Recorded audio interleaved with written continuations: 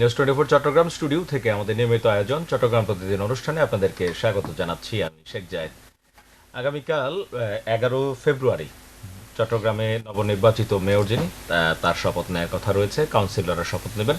নগর উন্নয়নে যে প্রতিশ্রুতিগুলো তারা দিয়েছিলেন সেগুলো বাস্তবায়নের জন্য যে শপথ, নগর সেবা, মানুষের সেবার জন্য সাংবিধানিক যেই শপথ, সেই শপথটি কালকে তারা নেবেন। বিষয় যেটি হচ্ছে, যে প্রতিশ্রুতিগুলো তারা দিয়েছিলেন মানুষের উন্নয়নে, এরকম প্রতিশ্রুতি কিন্তু আগেও অনেক মেয়র দিয়েছেন, বাস্তবায়নের চেষ্টা করেছেন, কেউ সফল হয়েছেন, কেউ কাজ অর্ধেক রেখেই বিদায় নিতে হয়েছে। তো এই অবস্থার মধ্যে আমরা শহরে যেটি সবচেয়ে বেশি দেখেছি, সমন্বয়হীন উন্নয়ন। বিভিন্ন সেবা সংস্থা কাজ করছে, সমন্বয়হীনতার কারণে মানুষজন এই উন্নয়ন ভোগান্তি নামে একটা নতুন ভোগান্তির মধ্যে পড়েছেন। এই বিষয়গুলো নিয়ে আমরা কথা বলবো। স্টুডিওতে আমন্ত্রণ জানিয়েছি জনাব স্থপতি আশিক ইমরান, তিনি চেয়ারম্যান বাংলাদেশ স্থপতি ইনস্টিটিউট চট্টগ্রাম। আপনাকে আমন্ত্রণ জানাচ্ছি।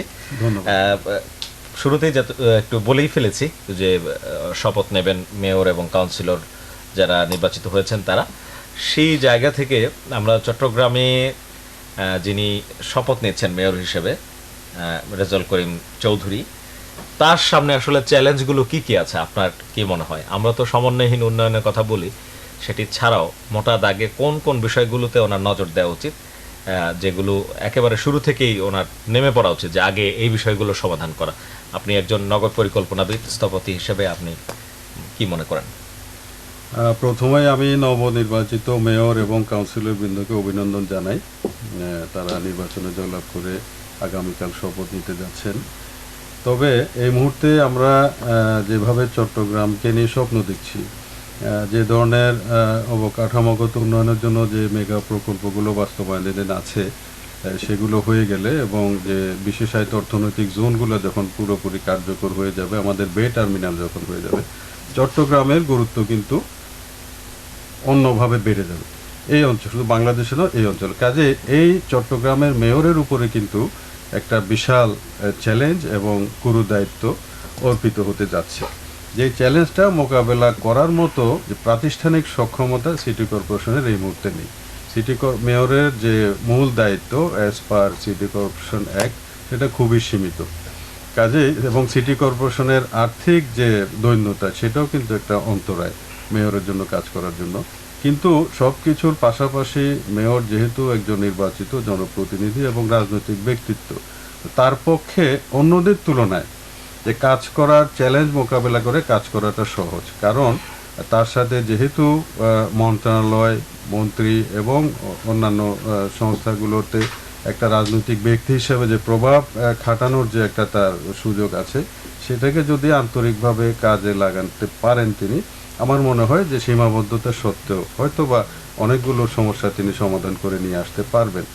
এবং সমন্বয় জায়গাটায় আমরা দেখি এখানে একটা বিশাল একটা গ্যাপ আছে অন্যান্য সবগুলো সংস্থার মধ্যে। তারপরেও মেয়র যদি আন্তরিকভাবে চেষ্টা করেন, আমার মনে হয় প্রাতিষ্ঠানিক সমন্বয় না থাকলেও তিনি সেই সমন্বয় জায়গাটা তৈরি করে নিতে পারবেন। তো এই জায়গাটা অনেক পরিশ্রম করতে হবে। সেটাই, অনেক পরিশ্রম করতে হবে এবং তার যে মানে স্বল্প মেয়াদী, মধ্যমেয়াদী এবং দীর্ঘমেয়াদী কিছু পরিকল্পনা নিয়ে যে প্রায়োরিটি যে কাজগুলো, বিশেষ করে মেয়রের তো মূল কাজ হলো নাগরিক সেবা এবং নাগরিক দুর্ভোগকে সর্বনিম্ন পর্যায়ে রাখা। সেক্ষেত্রে আমাদের যে এখন যে সমস্যাগুলো আছে, যে আমাদের মশা বা ফুটপাত দখলমুক্ত করা, নাগরিকদের হাঁটার অধিকারটা ফিরিয়ে দেওয়া এবং গণপরিবহনের যে বিশৃঙ্খলা আছে, এগুলোকে কিছুটা সহনীয় পর্যায়ে রাখার জন্য তিনি যে স্টেক হোল্ডার যারা আছে, ট্রাফিক বিভাগ আছে বা পরিবহন মালিক শ্রমিক যারা আছে, তাদের সাথে সমন্বয় করা, এই বিষয়গুলো কিন্তু তিনি চাইলে করতে পারেন। সিটি কর্পোরেশনের যে আয়, সেটা তো একেবারে সীমিত। সেই জায়গাটিতে কিভাবে কাজ করতে পারে? আয় বৃদ্ধির জন্য কিভাবে কাজ করবে? আয় বর্ধক কিছু প্রকল্প তো সিটি কর্পোরেশনের ছিল, এগুলোকে এখন আসলে ঢেলে সাজাতে হবে। অনেকগুলো প্রকল্প এই মুহূর্তে দেখা যাচ্ছে অকার্যকর এবং অনেকগুলো সম্পদ সিটি কর্পোরেশনের বেদখল হয়ে আছে, যেগুলো চাইলে সিটি কর্পোরেশন এখান থেকে যথেষ্ট আয় করতে পারে। এখানে একটা যে রাজস্ব আদায়ের একটা বিষয় আছে, এখানেও একটা ঘাটতি আছে। আমরা যতটুকু জানি এই মুহূর্তে মাত্র শতকরা 30% হোল্ডিং যারা ট্যাক্স সিটি কর্পোরেশন আদায় করতে পারে, বাকি 70% অনাদায় রয়ে যাচ্ছে। তাহলে এই ক্ষেত্রে কিন্তু সিটি কর্পোরেশনের বিরাট অঙ্কের টাকা। কাজে এখানে আমরা সব সময় একটা দেখি প্রবণতা যে এটাকে রাজস্বটা মানে ভার্টিক্যালি বাড়ানোর জন্য, যে যারা 30% দিচ্ছে তাদের উপরে আরো করের বোঝা চাপিয়ে দেওয়ার একটা আমরা প্রবণতা দেখি সব সময়, যার ফলে এটা কার্যকর হয় না। এটা যদি হরাইজন্টালি যায় সিটি কর্পোরেশন, যে 30 ভাগকে যদি 60 ভাগে উন্নীত করা যায়, মানে যারা দিচ্ছেন তারা দিবেন, বাকিদেরকে করের আওতায় আনা, এই কাজটা করতে পারলে কিন্তু মানুষ উদ্বুদ্ধ হবে এবং যারা দিচ্ছেন তারাও উৎসাহিত হবেন, এবং যে একটা এখানে একটা জনগণের মধ্যে যে একটা বিরূপ প্রতিক্রিয়া সেটাও কিন্তু থাকবে না। চট্টগ্রাম সিটি কর্পোরেশনের ক্ষেত্রে আমরা দেখেছি যে শিক্ষা এবং স্বাস্থ্য খাত, যেটা অন্য সিটি কর্পোরেশনের মধ্যে নেই, তারা করে না। তো শিক্ষা খাতের জন্য বা শিক্ষার জন্য কিন্তু আমরা সাধারণ জনগণ যে ট্যাক্সটা দিই, এটা তো কেন্দ্রীয় সরকারের কাছে যায়। সিটি গভর্নমেন্ট বা সিটি কর্পোরেশন কিন্তু সেটি পাচ্ছে না। সেই জায়গা থেকে এই খাতটি কি অলাভজনক নয় সিটি কর্পোরেশনের জন্য? এটিকে কিভাবে লাভজনক করা যায়, অথবা এটি কি কেন্দ্রীয় সরকারকে দিয়ে দেওয়া উচিত কিনা? চট্টগ্রাম সিটি কর্পোরেশন এই দিক দিয়ে ইউনিক। বাংলাদেশের অন্য কোনো সিটি কর্পোরেশনের এতগুলো স্কুল, কলেজ এবং স্বাস্থ্য সেবা মানে ব্যবস্থাটা নেই। যেহেতু আছে সেগুলো তো বন্ধ করে দেওয়ার সুযোগ নাই। এখানে সিটি কর্পোরেশনকে 35 কোটি টাকারও বেশি ভর্তুকি দিতে হয়, যেটা তারা উন্নয়ন কাজে ব্যয় করার কথা, সেই টাকাটা যাচ্ছে কিন্তু শিক্ষা, এবং এক্ষেত্রে অন্যান্য মন্ত্রণালয় তাদের এই সহযোগিতাটা দেয় না। আমার মনে হয় এটা এখন সময় এসছে সরকারের যে শিক্ষা মন্ত্রণালয় এবং স্বাস্থ্য মন্ত্রণালয়ের সাথে আলাপ আলোচনা করে তাদের এই দায়িত্বটা, যে মানে আর্থিক যে একটা বিষয় আছে, এটার ব্যাপারে একটা সমন্বয় করা। না, এখানে আপনাদের মতো বিশ্লেষক যারা আছেন তারা বলছেন যে সিটি কর্পোরেশন সেবামূলক কাজ রেখে এই শিক্ষা এই বিষয়গুলো নিয়ে তাদের টাকা পয়সা জোগাড় করা, আবার একই সঙ্গে এই জায়গাগুলোতে নিয়োগ দেয়া, সব মিলিয়ে এখানে একটা বিরাট সময় চলে যায় সিটি কর্পোরেশনের যারা জনবল আছে তাদের। সেই জায়গায় এটি কি আসলে আর্থিক সংস্থান করা উচিত, না এটার ব্যবস্থাপনাটাই সারা দেশে যেভাবে চলে শিক্ষা ব্যবস্থা সেভাবে থাকা উচিত? আমার মনে হয় সিটি কর্পোরেশনের এমনিতেই কাজের ভার অনেক বেশি। এক্ষেত্রে শিক্ষা এবং স্বাস্থ্যসেবা এটার জন্য তো আলাদা মন্ত্রণালয় আছেই দেশে, সরকারের, বাংলাদেশ সরকারের বরাদ্দ আছে। তো কাজে এটা যদি ওইভাবে চিন্তা করা যায়, আপনি যেভাবে বললেন যে সিটি কর্পোরেশন থেকে এই দায়িত্বটা যদি স্ব মন্ত্রণালয়ে এটাকে পাঠিয়ে দেওয়া যায়, আমার মনে হয় সিটি কর্পোরেশন কিছুটা ভারমুক্ত হবে, আর্থিক তাদের কিছুটা সাশ্রয় হবে, এবং এই টাকাটা তারা উন্নয়নের কাজে ব্যয় করতে পারবে। এই সংক্রান্ত কাজে জনবল যে ব্যবহার হচ্ছিল সেটি উন্নয়ন কাজে অবশ্যই উন্নয়ন কাজে ব্যবহার করা যায়। এবং এখানে দেখা যাচ্ছে অনেকগুলো স্কুল কলেজ কিন্তু অপ্রয়োজনীয়, যেখানে এটা দরকার ছিল না, অনেকগুলো স্কুল কলেজকে সমন্বয় করে সংখ্যা কমিয়ে নিয়ে আসা যায়। তো এই কাজগুলো আসলে করতে হবে। নতুন মেয়রকে এই চ্যালেঞ্জগুলো নিয়েই শুরু করবেন, এবং অনেক দেনা আছে সিটি কর্পোরেশনের, সেগুলো মাথায় রাখতে হবে। এবং এখানে আরেকটা যে ম্যাচিং ফান্ডের একটা বিষয় সিটি কর্পোরেশনের আছে, এখানে এটাও কিন্তু সরকারকে চিন্তা করতে হবে, যে অন্যান্য সংস্থাগুলো সরাসরি বরাদ্দটা পুরো টাকাটাই পেয়ে থাকে, কিন্তু সিটি কর্পোরেশনকে শতকরা 30% ম্যাচিং ফান্ড দিতে হয়। তো এই টাকাটা তো সিটি কর্পোরেশনের যেখানে বেতন ভাতা দিতেই তাদের কষ্ট হয়ে যায়, এই ম্যাচিং ফান্ডটা অনেক সময় জোগাড় করা সম্ভব হয় না। তো এই বিষয়টা আসলে মন্ত্রণালয়ে চিন্তা করা উচিত। এবং সামনে যে চট্টগ্রামকে নিয়ে আমরা ভাবছি, এই সিটি কর্পোরেশন যদি আর্থিক দৈন্যতায় ভোগে, তাহলে কিন্তু সেই যে কাঙ্ক্ষিত যে লক্ষ্য সেটা আমরা পূরণ করতে পারব। আপনার কি মনে হয় যে আর্থিক দৈন্যতা যেটি আছে এটিও সমন্বয়হীনতার অন্যতম একটি কারণ হতে পারে? আসলে আমাদের এখানে এখন যে বাংলাদেশের স্বপ্ন আমরা দেখছি, আমাদের অনেকগুলো এখানে প্রশাসনিক রিফর্ম দরকার, আপডেট করা দরকার সিস্টেমগুলোকে। হ্যাঁ, আমরা যে আজকে 25 বছর আগের যে সিস্টেম, সেই সিস্টেমে তো এখন বাংলাদেশ চলতে পারে না, কারণ আমরা অন্য উচ্চতায় পৌঁছে গেছি বাংলাদেশকে নিয়ে। আমরা আমাদের স্বপ্নের মানটা আকাশ ছুঁয়েছে। তো কাজেই আমাদের এই যে সিস্টেমগুলোকে আছে, যে সিস্টেমগুলোকে চিহ্নিত করতে হবে কী কারণে, অন্তরায়গুলো কোথায়, সমস্যাগুলো কোথায়, সেগুলোকে এখনই একটা প্রশাসনিক রিফর্ম দরকার।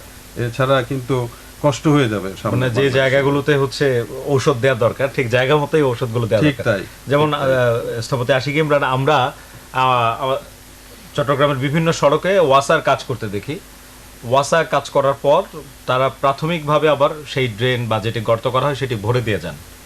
পরবর্তীতে সিটি কর্পোরেশন সেটি ফাইনাল কার্পেটিং করার কথা, সেই জায়গাটিতে আমরা দেখি যে একটা বিরাট সময় যায় মাঝখানে, যে হয়তো এই প্রাথমিক যে ঢালাইটা দেওয়া হলো সেটা ভালো করে বসার জন্যই হোক বা সিটি কর্পোরেশন দেরি করছে সেই কারণে হোক, মাঝখানে একটা বিরাট সময় যায়, এই সময়টায় রাস্তাঘাটে প্রচণ্ড ধুলা হয়, আর যেহেতু রাস্তা কাটা হয়েছে মানুষজনও চলাচলে ব্যাপক ভোগান্তি হয়।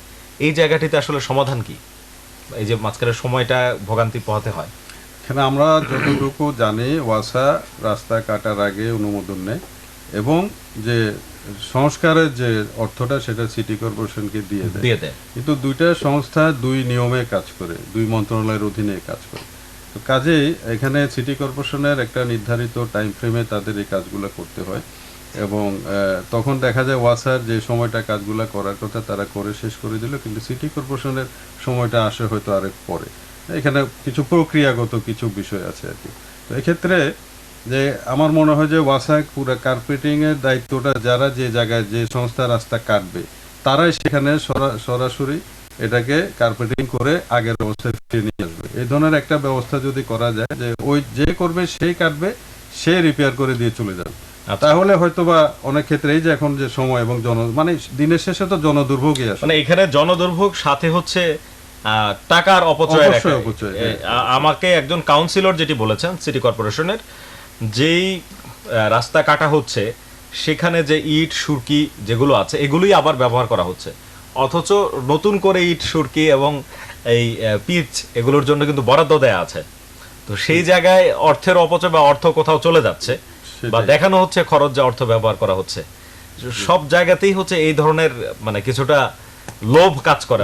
এই গ্রে এরিয়াগুলো আছে, সব জায়গাতে আছে। কাজেই এই জন্য একটা সংস্থার উপরে আমার মনে হয় যদি দায়িত্বটা দিয়ে দেওয়া হয়, তুমি কেটেছো, তুমি তারা তো টাকাটা সিটি কর্পোরেশনকে দিচ্ছে, সিটি কর্পোরেশন দিয়ে বেতন দিচ্ছে, সেই টাকা দিয়ে তো না দিয়ে তারা যদি যে কাজের জন্য রাস্তাটা আবার আগের অবস্থায় ফিরিয়ে নিয়ে আসবে এই শর্তে সিটি কর্পোরেশন তাদেরকে অনুমোদন দিবে এবং একটা টাইম ফ্রেম বেঁধে দিবে যে ঠিক আছে তুমি 15 দিনের মধ্যে রাস্তাটা আগের অবস্থায় ফিরিয়ে নিয়ে আসবে। এবার আসি, সামনে বর্ষাকাল আসছে, আমরা বর্ষাকালে দেখি বেশি খোরাখুরি করতে, সেটি কি আসলে কোনো টেকনিক্যাল বিষয় যে না বর্ষাকালে খোরাখুরি করতে সুবিধা, না অন্য কোনো ব্যাপার আছে? আপনি স্থপতি হিসেবে এবং আপনি খোঁজ খবর রাখেন, সেজন্য আপনাকে এই প্রশ্ন। আমার মনে হয় এখানে একটা দায়বদ্ধতার অভাব। আমি বলবো যে প্রত্যেকটা সংস্থায় তাদের জনদুর্ভোগের প্রতি মানুষকে যে একটু সম্মান করার বিষয় আছে, যে আমরা যারা নাগরিক, যারা ট্যাক্স দিচ্ছি, যারা এই শহরে বসবাস করছি, তাদের প্রতি যে ন্যূনতম একটা দায়বদ্ধতা এবং সম্মান, এই জিনিসটা মনে হয় ঘাটতি আছে। না হয় কেন আমরা এই বর্ষাকালে কাটবো, কেনই বা একটা রাস্তা 3 মাস ধরে এভাবে থাকবে, ফেলে রাখবে। এবং ওনারা হয়তো অনেক দামি গাড়িতে চড়েন বলে রাস্তার যে দুরবস্থা, সাধারণ মানুষের যে যারা রিক্সা কিংবা টেম্পো কিংবা পায়ে হেঁটে তাদের যে কষ্ট, এই কষ্টটা যদি একটু অনুধাবন করতে পারতেন, আমার মনে হয় এই কাজটা এখানে আমি মনে করি শুধুমাত্র এই দায়বদ্ধতা এবং অভাব। এই জায়গাগুলোতে মেয়র কিভাবে কাজ করবেন, ওনার কি করতে পারবেন? অবশ্যই সরজমিনে রাস্তায় থাকতে হবে। এটা আমরা আমাদের সদ্য বিদায়ী প্রশাসক যেভাবে কাজ করেছেন, তিনি কিন্তু একই জনবল, একই সীমাবদ্ধতা, একই সমস্যা নিয়ে 6 মাস উনি কাজ করেছেন এবং মানুষ, সর্বস্তরের মানুষ ওনার এই কাজকে গ্রহণ করেছে, তাকে সর্বোচ্চ সহায়তা দিয়েছে, আপনারাও দিয়েছেন। কেন? মানুষ ফিল করেছে যে আমাদের একজন মেয়র আছে যিনি আমাদের পাশে আছেন। সব সমস্যা হয়তো সমাধান করতে উনি পারেননি, কিন্তু উনি আশার আলো দেখিয়েছেন। তো আমি মনে করি আমাদের মেয়র, তিনি আমাদের পাশেই থাকবেন, মানুষের পাশে থাকবেন, সরজমিনে সমস্যাগুলো উনি জানেন, সেগুলো যাবেন, সমাধানের চেষ্টা করবেন। এখানে তো আসলে শুধু সিটি কর্পোরেশনের একার পক্ষে এই সমস্যার সমাধান করা সম্ভব না। আমরা যারা ব্যবহার করি, আমরা সংখ্যাগরিষ্ঠ 70 লক্ষ মানুষ, সিটি কর্পোরেশন মাত্র কয়েক হাজার কর্মকর্তা কর্মচারী, এটা তো পারবেন না। তো আমরা যারা সংখ্যাগরিষ্ঠ, আমাদেরও যেমন দায়িত্ব আছে, আমাদেরকে মোটিভেট করারও দায়িত্ব কিন্তু সিটি কর্পোরেশন, এবং এই ক্ষেত্রে মেয়রের ভূমিকাটা অত্যন্ত গুরুত্বপূর্ণ। মেয়র সমন্বয় করার জন্য যে সেবা সংস্থাগুলো আছে তাদেরকে যখন ডাকেন, সেবা সংস্থার মূল কর্ণধার যিনি, তিনি আসেন না। দেখা গেছে সর্বকনিষ্ঠ একজনকে পাঠিয়ে দেন এবং তিনি কোনো সিদ্ধান্ত দেয়া বা কোনো মতামত দেওয়ার ক্ষমতা রাখেন না। সেই জায়গা থেকে আইনগত কি বাধ্যবাধকতা কি আছে কিনা যে ডাকলে আসতে হবে, না থাকলে কোন পর্যায়ের এটা সিদ্ধান্ত যে সমন্বয়ের জন্য সবাইকে ডাকলে যেন আসতে বাধ্য হয়? এটা আমার মনে হয় মন্ত্রণালয় থেকে এই ধরনের একটা থাকা উচিত, যে সংস্থার প্রধান অবশ্যই এখানে নিশ্চিত করতে হবে তার উপস্থিতি, এবং এটা নিশ্চিত না গেলে কিন্তু এখানেও ওই যে দায় এড়ানোর একটা সুযোগ থেকে যায়। এবং মেয়র যেহেতু রাজনৈতিক ব্যক্তিত্ব, আমার মনে হয় দেখেন অনেক সময় যে ফরম্যাট আছে, অফিসিয়াল ফরম্যাটের বাইরেও ব্যক্তিগত সম্পর্ক স্থাপনের মাধ্যমে কিন্তু অনেক কাজ করে ফেলা যায় সহজে। তো সেই কাজটা তিনি নিশ্চয়ই করবেন। যে যে ব্যক্তিগত সম্পর্কের মাধ্যমে এই সমন্বয়গুলো করার চেষ্টা করবেন এবং সবাইকে সাথে নিয়ে, না হয় অন্যথায় একা সিটি কর্পোরেশন কিংবা একা কারো পক্ষে এই সমস্যাগুলো সমাধান করা সম্ভব হবে না। আচ্ছা, আরেকটি বিষয় আপনি গুরুত্বপূর্ণ বলেছেন, সেটি হচ্ছে মেয়রকে মাঠে থাকতে হবে, মানুষের পাশে রাস্তাঘাটে থাকতে হবে। সেই জায়গা থেকে আসি, পরিবেশ উন্নয়নে মেয়রের কি কি পদক্ষেপ নেওয়া উচিত? আপনি বর্তমানে চট্টগ্রামের পরিবেশ যেমন দেখছেন, এটির উন্নয়নে কি ধরনের পদক্ষেপ আশা করেন ওনার কাছ থেকে?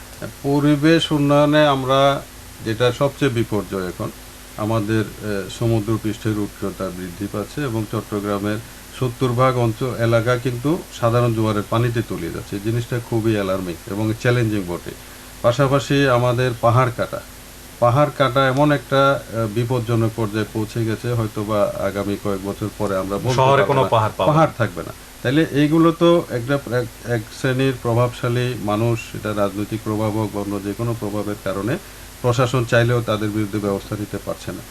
আমি মনে করি মেয়রকে এই জায়গায় যথেষ্ট শক্ত ভূমিকা, রাজনৈতিক ভূমিকা রাখতে হবে এবং দল মতের ঊর্ধ্বে উঠে তাকে চট্টগ্রামের স্বার্থে এখানে কঠোর একটা ভূমিকা নিতে হবে। এবং আমরা যানজটের জন্য অনেক সময় মেয়রকে দায়ী করে থাকি, যদিও সরাসরি এটা ওনার উপর পড়তে না, কিন্তু আমরা যদি পরোক্ষভাবে চিন্তা করি যে এই যে পরিবহন মালিক শ্রমিক এরা কিন্তু বেপরোয়া, এদের কাছে সবাই অসহায়, কারণ এদের পেছনে বিশাল রাজনৈতিক শক্তি কাজ করে। এই ক্ষেত্রে মেয়র নিজে রাজনৈতিক শক্তি নিয়ে আছেন। হ্যাঁ, কাজে এই ক্ষেত্রে মেয়রের যে রাজনৈতিক প্রভাব সেটা তিনি এখানে প্রয়োগ করতে পারেন, যাতে করে এই পরিবহন শ্রমিকদের মালিকদের দ্বারা একটা শৃঙ্খলার মধ্যে আনা যায়। তো এখানে ওই যে বললাম বারবার যে মেয়র যদিও তার প্রাতিষ্ঠানিক ক্ষমতাটা অনেক কম, কিন্তু তার রাজনৈতিক তার অবস্থানগত জায়গা থেকে, অবস্থানগত এবং তিনি যেহেতু একজন নির্বাচিত জনপ্রতিনিধি, অন্য যে কারো চেয়ে পাওয়ারফুল ম্যান্ডেট নিয়ে তিনি মেয়র হয়েছেন, কাজে তার মানে পরোক্ষ যে প্রভাব সেটা কিন্তু অনেক বিশাল। আচ্ছা, আরেকটি বিষয়, আপনি যানজট প্রসঙ্গ এনেছেন। আমরা দেখি যে রাস্তাঘাটে পার্কিং, অবৈধ পার্কিং, বড় বড় ভবনগুলো যেগুলো, সেগুলোর জন্য পার্কিং থাকার কথা। অনেক ভবনে আছে কারখানা করে রেখেছে, যা গোডাউন করে রেখেছে, যেটা পার্কিং থাকার কথা, এবং গাড়িগুলো রাস্তায় পার্ক করে রাখে। সেজন্য রাস্তা তো এমনিতেই সরু হয়ে যাচ্ছে, আর রাস্তাঘাটে দোকানপাটও আছে, একদিকে উঠিয়ে দিলে আরেকদিকে বসছে। এইগুলো কিভাবে নিয়ন্ত্রণ করবে? সেক্ষেত্রে কাউন্সিলরদের কি ভূমিকা থাকতে পারে?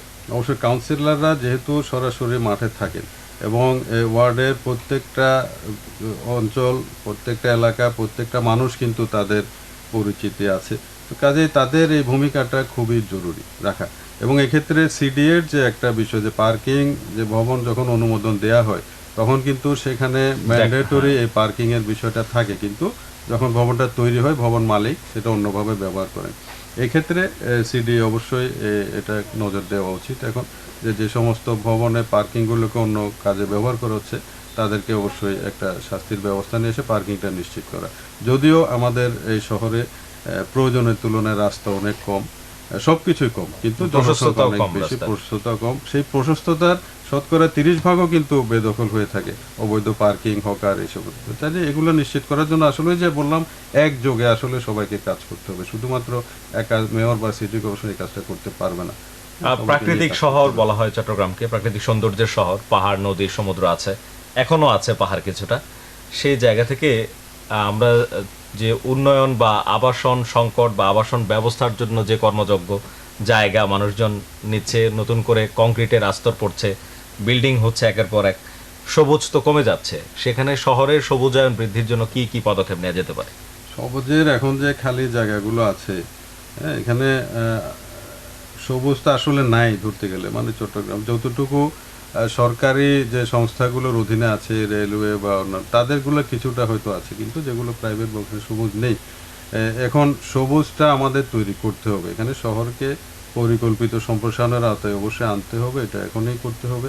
যে এবং এই শহর থেকে আস্তে আস্তে মানুষের চাপ, যে শহরমুখে আসার যে মানুষের প্রবণতা, সেটা কমানোর জন্য এই যে পেরিফেরিয়াল যে হাটাজারি, রাউজান, পুটি, এই সমস্ত জায়গাগুলোকে অবশ্যই নাগরিক সুবিধা নিশ্চিত করতে উন্নত হবে। যোগাযোগ এবং ব্যবস্থা এখনই যে সবুজ জায়গাগুলো চিহ্নিত করে সেগুলোকে ব্যাপক বনায়নের যেতে হবে, এছাড়া কোনো উপায় নেই। অনেক ধন্যবাদ স্থপতি আশিক ইমরান আমাদের আজকের আয়োজনে আসার জন্য। নতুন মেয়রের জন্য অনেকগুলো চ্যালেঞ্জ যেগুলো আপনি সামনে নিয়ে আসলেন, এবং যে বক্তব্যটি আপনি মানে একেবারে সবচেয়ে গুরুত্বপূর্ণ দিয়েছেন যে মেয়রকে মাঠে থাকতে হবে, মানুষের পাশে থাকলে সমস্যাগুলো তিনি সমাধান করতে পারবেন। আপনাকে শুভেচ্ছা জানিয়ে আজকের আয়োজন এখানে শেষ করছি। দর্শক, কথা বলছিলাম চট্টগ্রাম প্রতিদিনে আগামীকাল অর্থাৎ 11 ফেব্রুয়ারিতে শপথ নেবেন চট্টগ্রামের নবনির্বাচিত মেয়র এবং কাউন্সিলররা। নতুন মেয়রের সামনে কী কী চ্যালেঞ্জ আছে এবং উনি জনগণকে যে প্রতিশ্রুতিগুলো দিয়েছেন সেগুলো কিভাবে বাস্তবায়ন করতে পারবেন, কিভাবে করলে সহজ হবে, সেই বিষয়গুলো নিয়ে আজকে কথা বলছিলাম। আগামীকাল বিকেল 3টায় আবারও দেখা হবে। ভালো থাকবেন সবাই।